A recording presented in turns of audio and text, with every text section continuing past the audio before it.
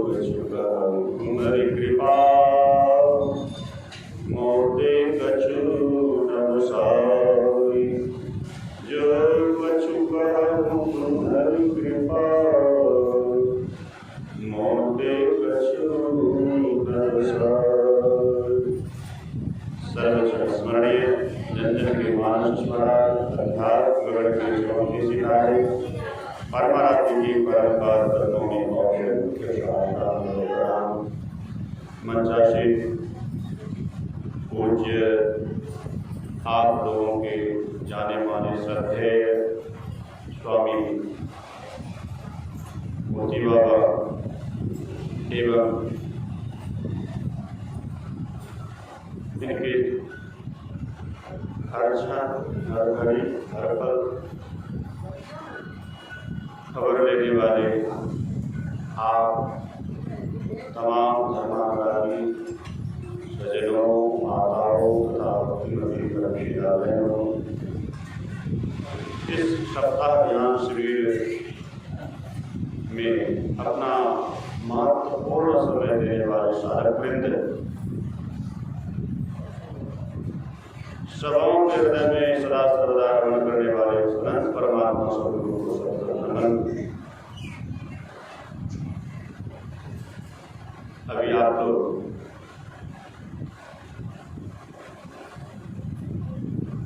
लंका कांड के उन प्रसंग को श्रवण किया है जिनका बहुत हद तक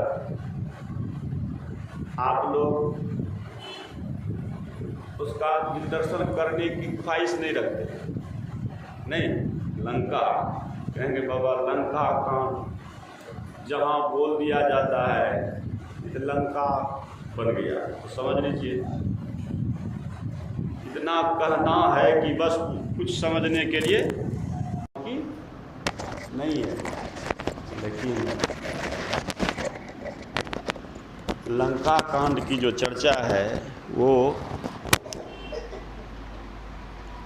लंका जो आप समझते हैं, समझते रहे हैं, यहाँ कुछ विशेष विलक्षण चर्चा है लंका कांड की।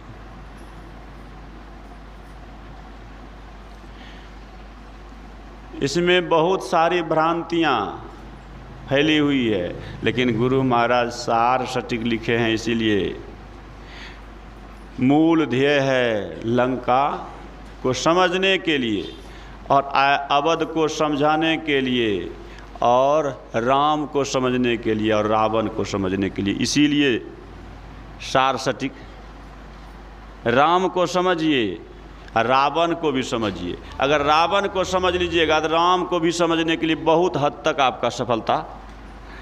कम से कम रावण अवध को जान लेंगे तो लंका की भी विशेषता जान लेंगे। कम से कम अगर लंका की विशेषता जान लेंगे तो बहुत हद तक अवध की भी विशेषता आप जान जाएंगे। तो कहेंगे ऐसा कैसे हो सकता है। तभी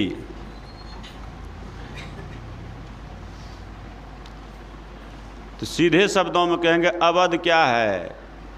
अवध शब्द को जान लीजिए तो जहाँ कभी वध ना हो, किसी स्थिति में उसको अवध कहते हैं।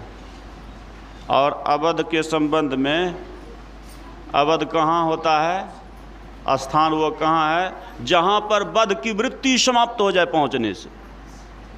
आप अब समझ रहे हैं कि फैजाबाद स्टेशन उतर करके जहाँ जाना होता है वहाँ वो अवध वहीं तक सीमित नहीं है। फैजाबाद स्टेशन उतर करके जो जाना होता है, जहाँ पर हम लोग मंदिर निर्माण करने में बहुत बड़ा सहयोग किए हैं, 24 अरब जमा हो चुका है अब तक में, तो वहीं तक अवध सीमित नहीं है। अवध की तो कहेंगे जहाँ किसी भी प्रकार का वध की वृत्ति ना रह जाए, उस स्थान पर पहुँचने वो अवध है। कहाँ? तो सुबह में पाठ हुई, उसी को अवध कहते हैं। योग हृदय में वास ना तनवास है तो क्या। इस अवध में वास है तो क्या, वहाँ भी वध हुआ है नहीं। लेकिन यहाँ तो कहते हैं ये अवध है, भ्रूर मध्य प्राणमवास्य सम्यक, भ्रू मध्य में जो अवस्थित रहता है, यानी योग हृदय में जो प्रतिष्ठित है वो अवध है। वहाँ पर पहुँचने वाले की बद की वृत्ति समाप्त हो जाती है।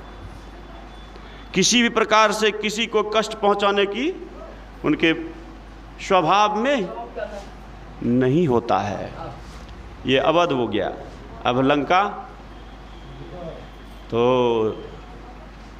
कहते हैं इसी शरीर में लंका भी है। जैसे अवध दिखाए, काया गढ़ कनक मन रावणा मद है, मन ही ये रावण है। काया गढ़ कनक, सोने के महल जिसको कहते हैं, ये शरीर जो है न 3.5 का हाथ का ये शरीर जो है, यही है लंका नगरी। लेकिन लंका वो होता है जहाँ रावण होता है, जहाँ का नरेश रावण होगा वो स्थान लंका होगा। तो आप कहेंगे इसी शरीर को लंका दिखा रहे हैं क्या? ये कायागढ़ कनक मन रावणा मद है। तो कहते हैं ये अहंकारी मन जिस तन में निवास करता है वही शरीर लंका नगरी है। उस वक्त, जिस वक्त कि ये शरीर में रहने वाला मन अहंकार के चरम सीमा छू रहे हों, बस उस समय समझ लीजिए कि ये लंका नगरी है, ये लंका नगरी है। और कहेंगे कि लंका नगरी में तो निशाचर होते हैं, तो ये मन प्रधान है। बहुत सारे इंद्रियां, 14 इंद्रियां में मन प्रधान है। अभी आगे सुनाएंगे एक एक करके। अभी शुद्ध साधना का पाठ हुआ है। ये मन जो बड़ा ही चंचल है, चंचलम ही मन है कृष्णा, भगवान कृष्ण कहते हैं गीता में, ये बड़ा चंचल है मन और मलयुक्त है ये मन। इसीलिए तभी सुन रहे हैं, इस मन को, ये अहंकारी मन को, ये मलयुक्त मन को निर्मल करना है। उसको कहा अमल अचल मन त्रोण समाना। तो अभी सुना रहे थे, तो ये शरीर कैसे है? ये अहंकारी मन बना हुआ है। तो ये यहाँ का राजा रावण है। वो कौन? तो मन जहाँ जैसे नचाता है वैसे नाचते हैं। तो अब विचार कर लीजिए कि अभी आप कहाँ हैं बैठे हुए? लंका में बैठे हैं कि अवध में बैठे हैं? अपने आप में विचार कर सकते हैं नहीं? परिचय दिखा दिए कि लंका में बैठे हैं कि अवध में बैठे हैं। तो फैजाबाद स्टेशन उतर करके जो वहाँ पहुँचे हुए हैं वो भी लंका में हो सकते हैं, और लंका में पहुँच करके भी वो अवध में हो सकते हैं। नहीं, अब समझ में आ गई। समास में एक भूमिका के रूप में देखिए। अभी जो प्रसंग आया है, लंका नरेश भी हैं और अवध नरेश भी हैं। तो कहेंगे बाबा उस समय राज्याभिषेक हुआ नहीं था तो नरेश कैसे कह रहे हैं? किसी भी काल में वो नरेश हैं? नहीं, किसी भी स्थिति में। अच्छा, तो वो नरेश नहीं है तो उस समय नरेश कौन थे? अगर हम नरेश कहते हैं, अवध नरेश, अवधेश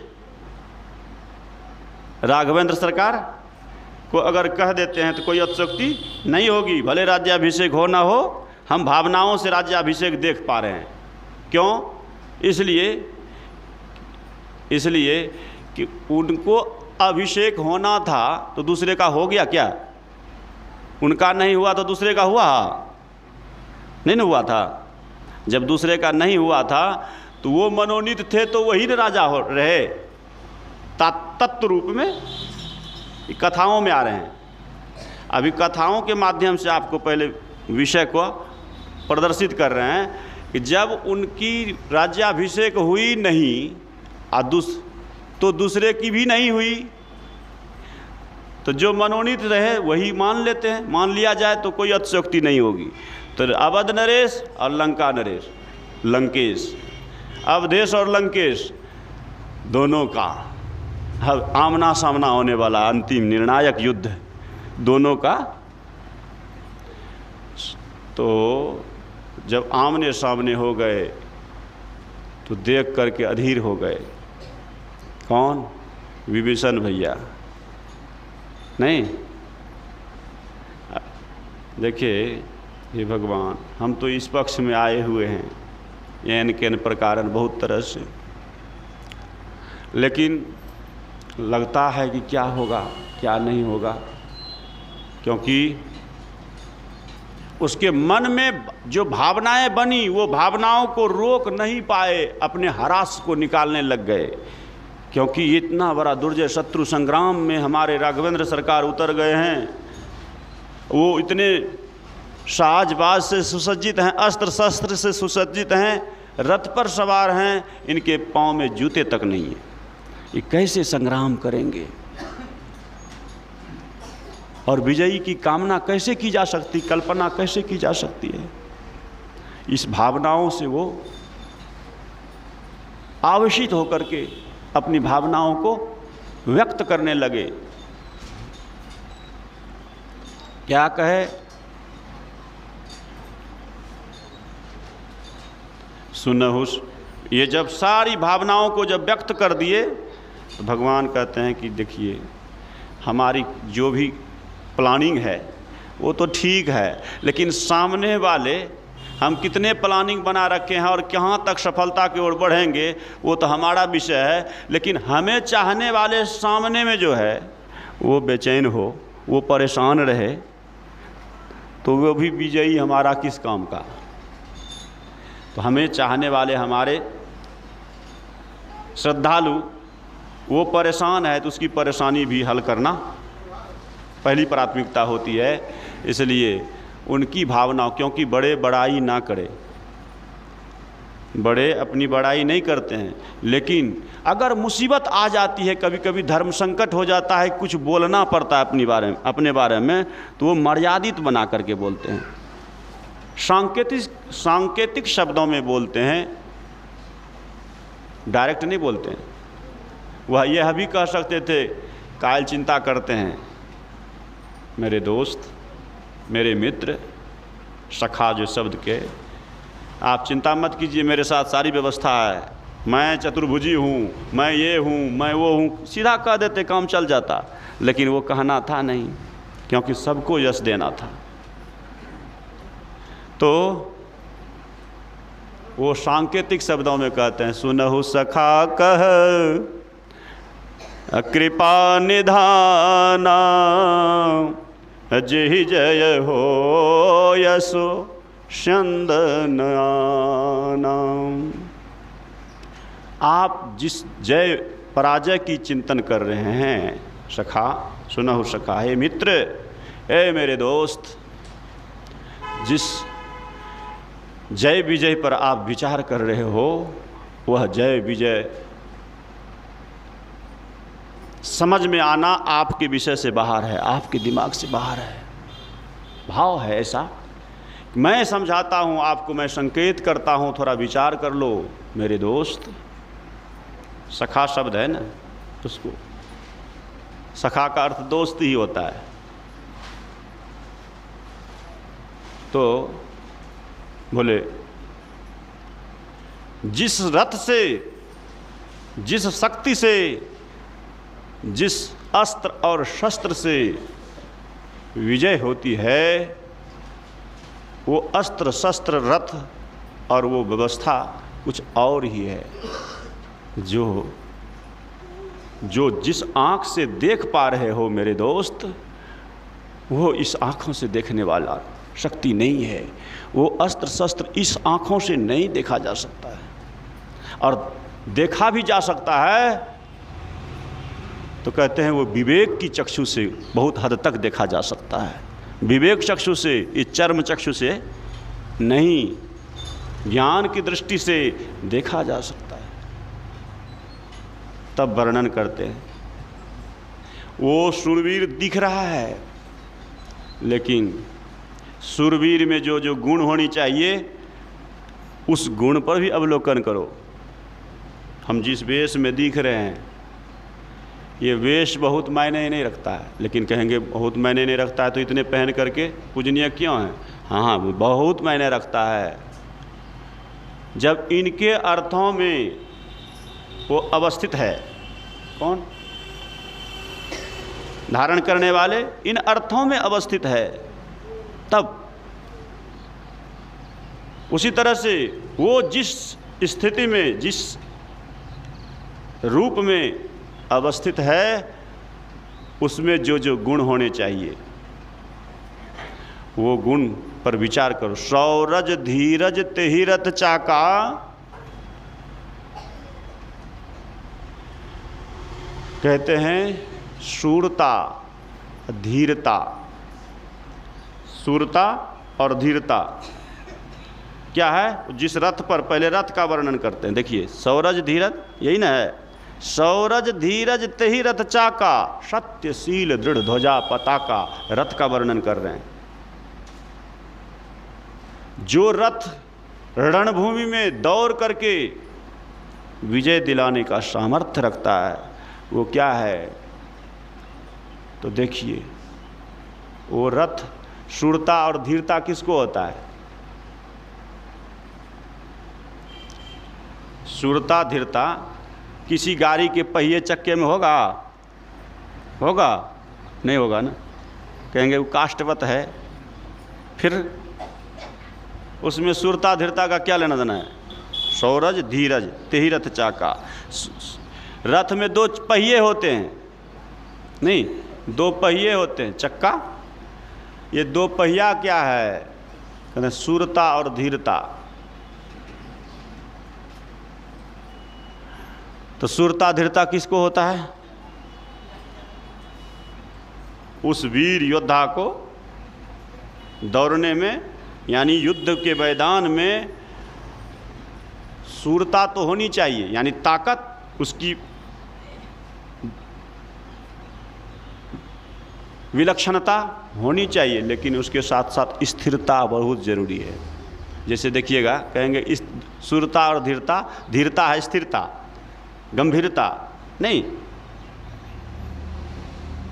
शांत, किसी भी स्थिति में शांति से किसी बात पर विचार करना, किसी कार्य की ओर कदम बढ़ाना। और नहीं तो देखिएगा कभी कभी आप गांव घर का, इधर चलता है कि नहीं चलता है, एक गांव में लोकोक्ति चलती है, वो लोकोक्ति सुनाते हैं, आप लोग को चलता है कि नहीं? कहते हैं कभी कभी कैन खा से भी घड़ा फूट जाता है, नहीं? इधर चलता है लोकोक्ति, ये लोकोक्ति चलती है इधर। कंकर से भी घड़ा फूटता है, ऐसा लोकोक्ति है। ये लोकोक्ति कहाँ लगाते हैं? जब कोई लंबी चौड़ी बातें बोल रही होती है, तुमको दिखा देंगे, तुम क्या जानता है हमें, हाँ हमारे पास ऐसे है वैसे है, बहुत लंबी चौड़ी बातें कर रही होती हैं। तो वहाँ पर कोई ऐसे नेट्रल व्यक्ति होते हैं जो ना इससे मतलब रखता ना उससे मतलब रखता है, लेकिन विवेक से मतलब रखता है। हाँ, तो ऐसे व्यक्ति अगर वहाँ पर है खड़े, तो वो किसी पक्ष के नहीं हैं, लेकिन फिर भी एक शब्द वो बोल देते हैं, उनकी लंबी चौड़ी बातें सुन के। देखो भाई, सब बात ठीक है, आपकी विशेषता, आपकी वीरता जितनी देर से मैंने सुनी, वो चलो मानने लायक है वो सारी विशेषता, लेकिन याद रखना। क्या याद रखना? बोले कभी कभी कंकर से भी घड़ा फूट जाता है, उधर का भी ध्यान रखना। उसका मोड़ देता वो बुद्धिजीवी व्यक्ति, वो विवेकवान व्यक्ति यह वचन बोल करके उनको उनकी शक्ति की ओर अवलोकन करने के लिए मोड़ रहा है। अगर वह इस संकेत पर चेत गया तब तो ठीक है। विजय कब संभव होती है? अपनी ताकत पर विजय संभव नहीं है। तब अपनी ताकत की जितनी जानकारी रख रहे हैं योद्धा पुरुष, उससे कई गुना विपक्ष की ताकत पर विचार करते रहना चाहिए। उनके पास कितना ताकत है, उनके पास क्या क्या विशेषता है, ये विचारने लायक है उनके। अगर उन बातों पर विचार नहीं करते और अपने केवल पावर पर विचार करते रहते हैं तो वो अहंकार में बदल जाएगा। वो विचार नहीं, वो विचार निश्चित रूप से वह विचार नहीं होगा, वह अहंकार होगा। इसलिए गुरुदेव का वचन है क्या? अहंकार से सब कुछ विनसे। नहीं, पदावली में आप लोग बहुत बार सुने हैं, इसलिए शॉर्ट में, अहंकार से सब कुछ विनसे। वो सब कुछ में क्या आता है? सीधे शब्दों में सब कुछ हम एक साथ एक लाइन में बोल दें कि बाह्य क्षति, जागतिक क्षति और आध्यात्मिक क्षति, दोनों प्रकार की क्षति हो गई तो सब कुछ हो गया। गुरुदेव का वचन सत्य हो गया। नहीं, यहाँ हम लोग एक पक्ष मान लेते हैं क्या, इस जीवन से जुड़े सारी व्यवस्थाएं समाप्त हो गई तो सब कुछ। नहीं, सब कुछ नहीं गया, अभी बहुत कुछ बचा है। क्या? जीवन से जुड़ा हुआ सारी व्यवस्था, सारी सुविधाएं, सारे सम्मान समाप्त हो जाए। बाहर ये न है, मान सम्मान, दुनिया जहान, सारे व्यवस्थाएं, सुविधाएं, पद प्रतिष्ठाएं, ये सब चली जाए, लेकिन एक रह जाए। क्या? वो कौन? क्या रह जाए? लगन ऐसी, लगन तुमसे लगा बैठी, जो होगा सो देखा जाएगा। यानी लगन अगर कहीं, ये वीरता अगर हमारी बरकरार रह गई, क्या दुनिया का सब कुछ चला गया तो चला गया, लेकिन ईश्वर सद्गुरु के प्रति स्नेह टूट नहीं गया, तो समझ लीजिए कि आपका सब कुछ गया लेकिन कुछ नहीं गया है। क्या? ये आपकी वीरता होगी। इसी जगह पर तो कहते हैं वो कैसे होगा, ये कैसे होगा, तो कहते हैं ये बड़ी मुश्किल है। नहीं, जीवन से कुछ चला जाए, सब कुछ चला जाए, लेकिन सद्गुरु के प्रति, ईश्वर परमात्मा के प्रति हमारा स्नेह न चला जाए, और ये वीरता अगर आप दिखा सकते हैं तो आपका विजय संभव है इस संसार में। और विजय कहाँ, किस पर संभव है? किसी इंसान पर, दुनिया जहान पर? यहाँ युद्ध की बात है। महाभारत में भी युद्ध हुई है ना, रामायण में युद्ध, तो महाभारत में भी, गीता में भी युद्ध की चर्चा है, ये रामायण में युद्ध की चर्चा। तो पढ़िए गीता को, गीता में कहीं भी नहीं कहा गया है, भगवान कृष्ण कभी नहीं कहे कि जाओ और कौरव पर विजय प्राप्त करो इस युक्ति से। नहीं, क्या कहता है? काम एष क्रोध एष रजोगुण समुद्भवा। किससे युद्ध करना है? काम से, क्रोध से, रजोगुण तमोगुण से युद्ध करना है। हमारे ऊपर रजोगुण हावी होता है, तो रजोगुण जब हावी होता है तब मन क्या क्या करता है? ये हो जाए, ऐसे हो जाए, वैसे हो जाए, ये भी हो जाए, ये प्रतिष्ठा भी मेरी हो जाए, ये पद भी मेरा हो जाए, ये धन भी मेरा हो जाए, ये प्लाट भी मेरा हो जाए। नहीं, अमुक के जैसे गाड़ी मेरी आ जाए, ये सब ये रजोगुण करवाता है। और तमोगुण करवाता है। देखिए तमोगुण की बुद्धि क्या होती है, उसको ऐसा फेर लगा देंगे ना, बस मेरा चकाचक, जितने ठोम है ना उससे तब हम अमीर झलकने लगेंगे। दूसरे को नीचा करके, दूसरे को क्षति पहुंचा के अपनी गति बनाने की वृत्ति, दूसरों को क्षति पहुंचाकर अपनी गति बढ़ाने की वृत्ति जो है, यही है तमोगुण वृत्ति।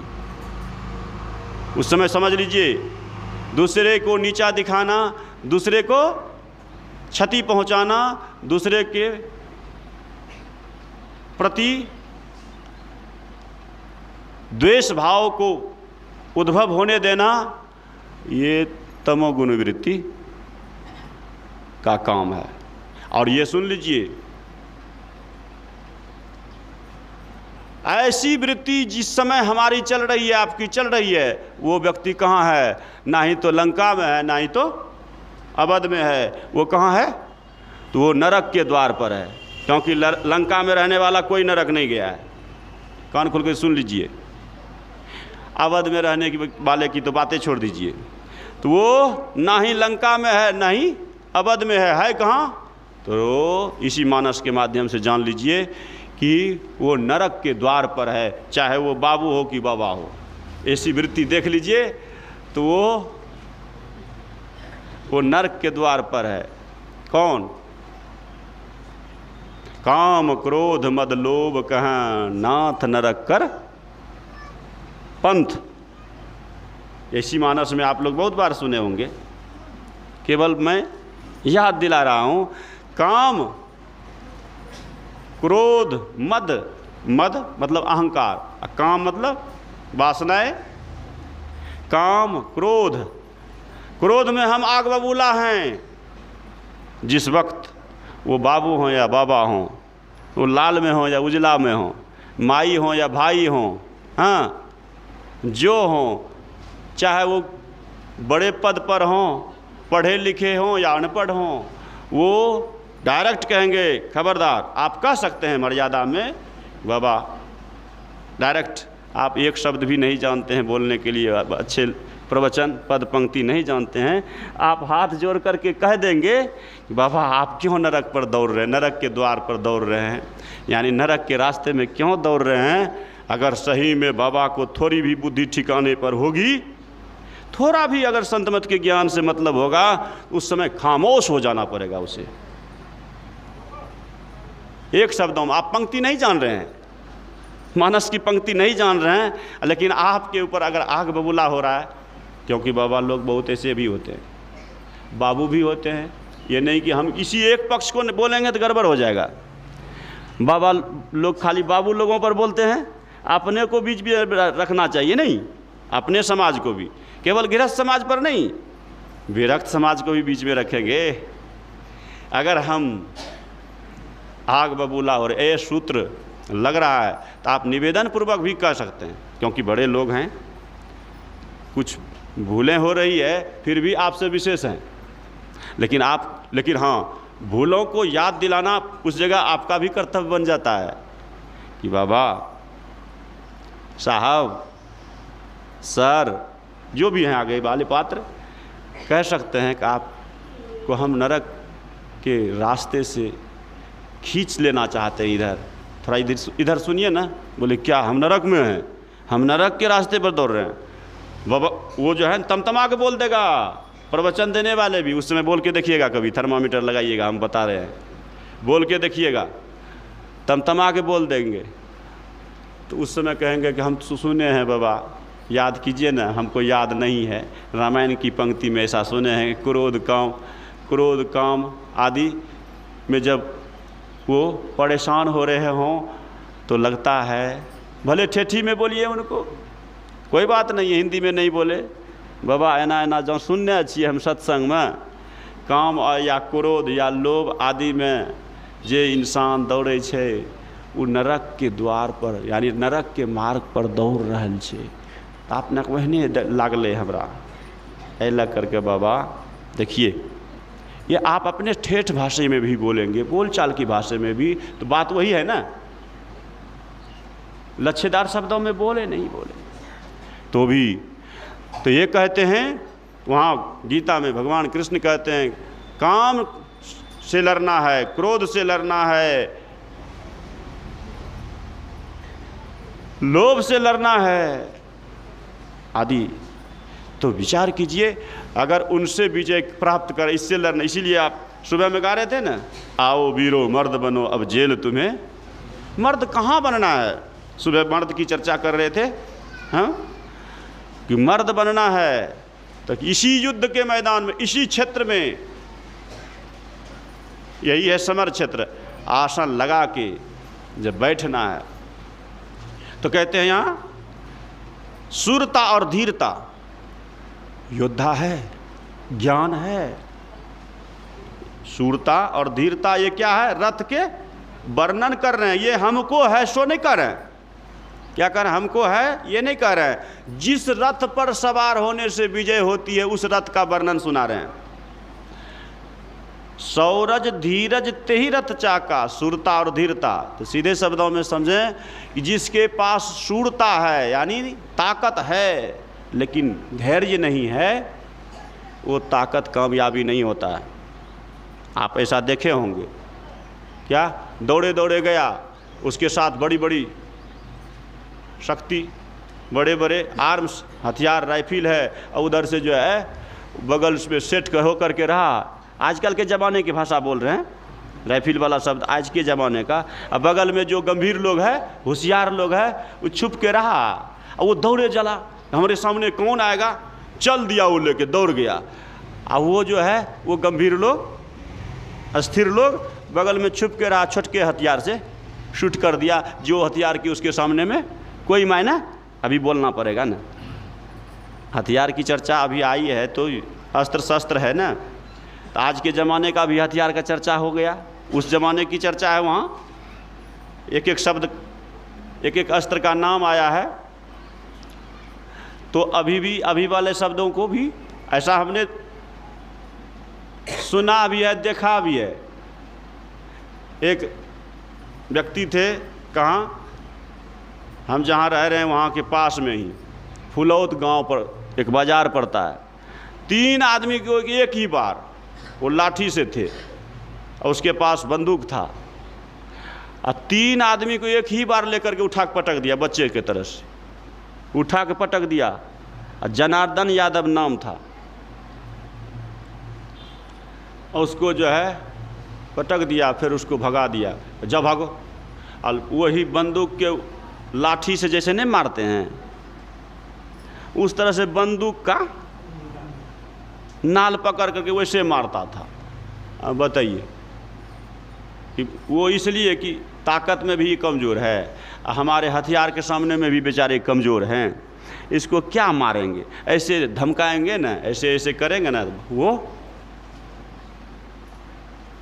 जो देखिए धीरता, गंभीरता, वो सीधे चले गए उसके पास कि हमको देखेगा भाग जाएगा, अब वो में नहीं भागेगा तो उसको देंगे तो भागवे करेगा, लेकिन वो भागा नहीं, ये सीधे चला गया। इसको सीधे नहीं जाना चाहिए, अपनी ताकत पर, शरीर का भी ताकत, हथियार का भी ताकत, दोनों ताकत था, और वो सीधे चले गए। अब बस वो क्या किया, धीरे धीरे उसको उठा के पटके ना, तो उसी के हथियार को धीरे धीरे वो दाब रखे हैं, और तोरे में से वो धीरे धीरे उसी का हथियार का उसी का पॉइंट दबा दिया,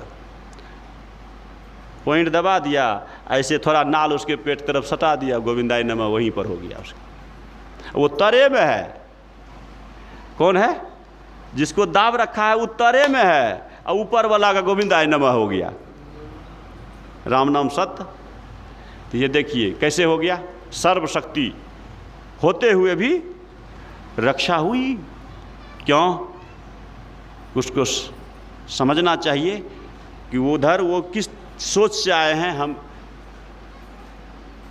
धरल्ले हमें नहीं जाना है। धीरता नहीं रहने के कारण सारी वीरता उसका बेकार हो गया। नहीं, सौरज धीरज। इसलिए साधक के जीवन में शूरता भी चाहिए। अगर आपकी साधना के रूपी रथ को दौड़ाना चाहते हैं, साधन के रथ को दौड़ाना चाहते हैं, और अपने को वीरता सिद्ध करना चाहते हैं, विजयी होना चाहते हैं साधना की दुनिया में, तो कहते हैं आपके रथ, आप अपने रथ को पहचानिए। सौरज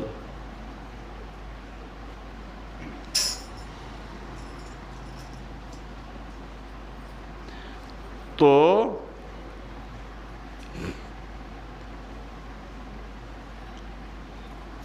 रथ के 2 पहिए समझ में आ गया। तो कहते हैं सौरज धीरज तेहि रथ चाका सत्यशील। सत्यता और शीलता, दृढ़ ध्वजा पताका। सत्य क्या है, स्तंभ है। ध्वजा देखे होंगे उसमें रथ के फोटो को, अगर कम से कम, रथ तो बहुत नहीं देखने के लिए मिलता होगा, रथ के फोटो को देखे होंगे, उसमें एक खंभ होते हैं, स्तंभ, वो क्या है, सत्य। कहते हैं कि सत्य जो है, सत्य पर जो आरूढ़ है, यानी सत्य उस रथ के, जिस रथ में पताका नहीं है वो रथ की शोभा।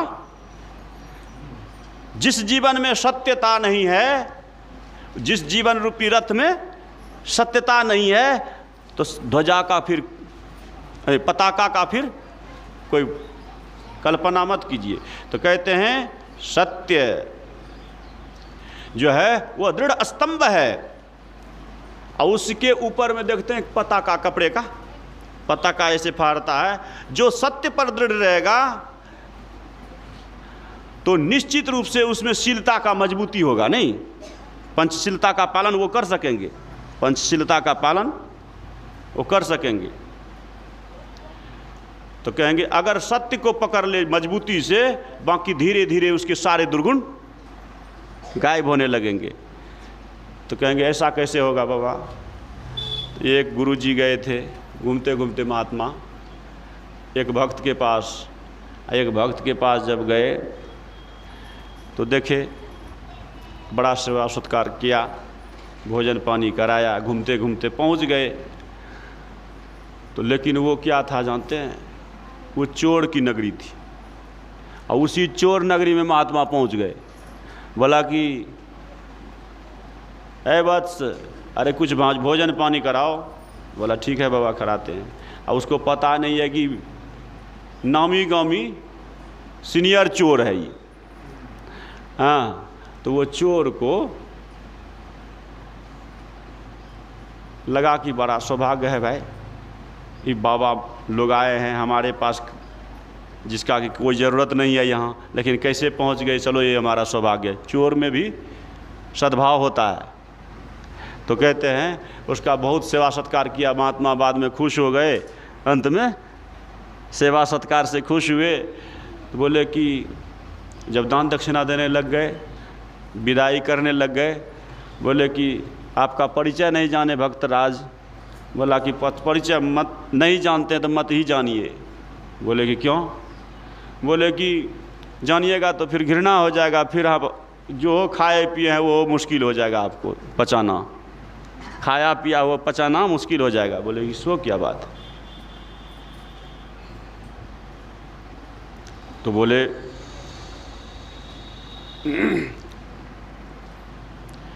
हम यहाँ ये चोरों की नगरी है, टोली है, ये टोला चोर का है और उसमें इसका सरदार मैं हूँ। अब कैसा लग रहा है? बोला कैसा लग रहा है? इसमें कोई बात नहीं है, इसमें महात्मा है ना। बोले इसमें कोई बात नहीं है। चोरों के पास आए तो तुमने सुनाया? बोले हाँ, इसलिए कि आपसे कोई हानि क्षति मुझे समझ में नहीं आई, इसलिए बोल दिए। अभी भी है चोर का जगह, अभी भी भारत में। तो कहेंगे कहाँ? दिल्ली लाल किला के पास में चोर मार्केट है, जानते हैं? हाँ, वहाँ बहुत सारे सामान मिलता है, सब चोरी का माल है। तो उस तरह से उस समय में चोर का गांव भी होगा, क्या दिक्कत है? तो कहते हैं वो चोर के दरवाजे पर बात कर रहे हैं महात्मन। बोला कि कोई बात नहीं, तुम्हारी सेवा से मैं खुश हूँ, लेकिन एक बात है मेरे मन में कि जितना सेवा किया है, इतना दान भी किया है, लेकिन एक मेरे इच्छा से दान, मेरी इच्छा है कुछ मांगने का तुमसे। तो कहा कि तुम अपने मन से तो बहुत सेवा किया, लेकिन एक सेवा मेरे मन से कर दो। कहा कि वो सेवा क्या है, बताया जाए। बोले कि एक दान दे दो। क्या? तुम सब जो करता है करते रहना, हम तो जानते हैं चोरी तो नहीं है। बहुत समझाए, उसके बाद निर्णय लिया कि चोरी करना हमारा पेशा है, हम छोड़ेंगे नहीं, कुछ भी कहिएगा आप, इसलिए कहना ही बेकार होगा आपका। पहले कह दिया वो। बोले कि अच्छा ठीक है, सब कुछ उधर करना, लेकिन एक वचन दे दो हमको दान के रूप में। कहा झूठ दे दो। इसलिए कहा झूठ दे दो, यानी झूठ आज से ये तुम वचन दो कि आज से झूठ हम कभी नहीं बोलेंगे, सत्य ही बोलेंगे, बाकी उधर सब करना। बोला कि अच्छा इतना उधर सब कुछ करेंगे ना, उसमें कोई दिक्कत नहीं ना, चोरी हमारा धंधा चलेगा ना। बोला कोई बात नहीं है, चलाओ, लेकिन झूठ नहीं बोलना। देखिए ये झूठ, मैंने सरदार जो है ना पंच पाप का, जब उसी को जो अगर बस कर लिए तो उधर धीरे धीरे सब बस होगा।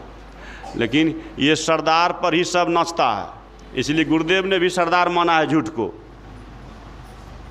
इसलिए सबसे पहले गिनाने के क्रम में और किसी को भी आगे ला सकते थे, लेकिन किसी और को नहीं, इसलिए आगे लाए हैं झूठ, चोरी, नशा, हिंसा, व्यभिचार नहीं, पहले आगे में रखा है झूठ।